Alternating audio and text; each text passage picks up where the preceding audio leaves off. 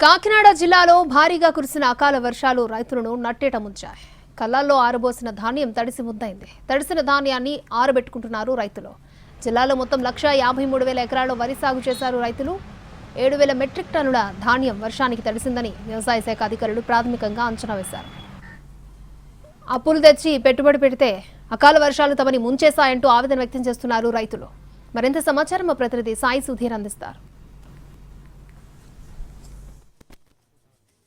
కాకినాడ జిల్లాలో కురిసిన భారీ వర్షానికి రైతులకు అకాల కష్టం మిగిలింది. పూర్తిగా ధాన్యం అంతా కూడా తడిసిపోయింది. కళ్ళాల్లో కొంతమంది ధాన్యం ఉంటే మరికొందరు ఈ కోసిన ధాన్యాన్ని రోడ్ల మీద ఆరబెట్టుకునే పరిస్థితిలో పూర్తిగా మొలకలు వచ్చేసిన పరిస్థితి. దాంతో ఇప్పుడిప్పుడే ఎండ వస్తుండటంతో ఆ ధాన్యాన్ని ఆరబెట్టుకునే పరిస్థితి మొత్తం జిల్లా వ్యాప్తంగా కూడా ఇదే పరిస్థితిలో ఉంది. దాదాపు అన్ని నియోజకవర్గాలు కాకినాడ, జగ్గంపేట, పిఠాపురం, ప్రతి నియోజకవర్గంలో కూడా ఇప్పుడిప్పుడే పంట చేతికి వస్తుంది. దాన్ని కోసే సిచ్యువేషన్లో పూర్తిగా నాశనం అయిపోయిన పరిస్థితి. పంట అంతా కూడా నేలపాలు అయిపోయింది, నీళ్లపాలు అయిపోయింది. పెట్టిన పెట్టుబడులు కూడా రావని రైతులు ఆందోళన వ్యక్తం చేస్తున్న పరిస్థితి. కొన్ని చోట్ల అయితే విజువల్స్లో మనం చూసుకోవచ్చు, మొలకలు కూడా వచ్చేసాయి. ధాన్యానికి మొలకలు వచ్చేస్తే దాని రేటు తగ్గిపోద్ది.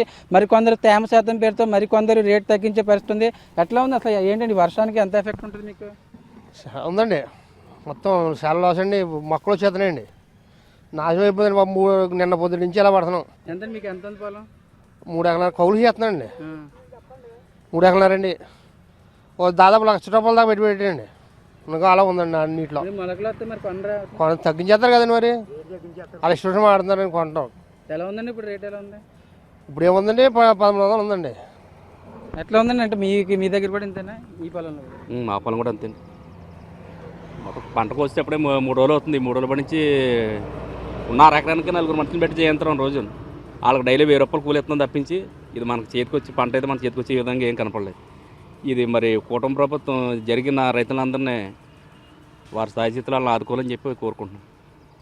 చూసుకోవచ్చు, రైతులు అందరూ కూలీలను పెట్టుకుని ఏదైతే ఈ పంట నాశనం అయిపోయిన పంట, అదేవిధంగా నానిపోయిన పంట ఏదైతే ఉందో దాన్ని పూర్తిగా ఆరబెట్టుకుంటున్నారు. కనీసం మినిమం అయినా డబ్బులు మిగిలితే మినిమం పెట్టుబడి అయినా వస్తుందని చివరి ప్రయత్నాలు చేస్తున్న పరిస్థితి. మొత్తం ఉమ్మడి జిల్లా వ్యాప్తంగా దాదాపు 62,800 మెట్రిక్ టన్నుల ధాన్యంపై వర్షం ప్రభావం ఉన్నట్లు అధికారులు ప్రాథమికంగా నిర్ధారణ చేశారు. కాకినాడ జిల్లాలో మొత్తం 1,53,000 ఎకరాల్లో వరి సాగు జరిగింది. దాదాపు 1,00,000 ఎకరాల వరకు ఇప్పటి వరకు కోతలు పూర్తయ్యాయి.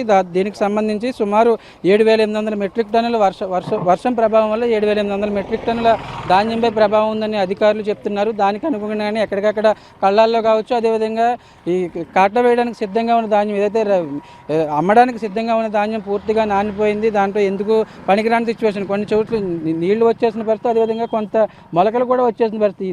నానిపోయిన దాదాపు 2 రోజుల నుంచి కొన్ని చోట్ల నిన్న ఉదయం దాదాపు నాన్ స్టాప్గా 2 గంటలకు వర్షం రావడంతో ఈ ధాన్యం అంతా కూడా తడిచిపోయింది. అదేవిధంగా మొలకలు వచ్చేసిన ధాన్యం ఎవరు కొనరు. ఒకవేళ కొన్నా కానీ దాదాపు సగం రేటు కూడా వచ్చే పరిస్థితి ఉందని రైతులు చెప్తున్నారు. చూసుకోవచ్చు మనం విజువల్స్, మొలకలు కూడా వచ్చేస్తాయి. ఈ మొలకలు వచ్చేసిన ధాన్యాన్ని కొనాలంటే కనుక ఖచ్చితంగా మామూలుగా ఇప్పుడు క్వింటా 1,300 అయితే దాన్ని సగంలో సగం రేటు తగ్గించేసి దళారులు మరింత బిజినెస్ చేసే అవకాశం ఉంది. మొత్తానికైతే కాకినాడ జిల్లా వ్యాప్తంగా అన్ని నియోజకవర్గాల్లో భారీ వర్షాలకు, అదేవిధంగా ఈ ఈదురు గాలులకు పూర్తిగా ధాన్యం నాశనం అయిపోయింది. రైతులందరూ కూడా తీవ్ర ఆందోళన వ్యక్తం చేస్తున్న పరిస్థితి కనిపిస్తుంది. ప్రకాష్తో సాయి సుధీర్, ఎన్టీవీ.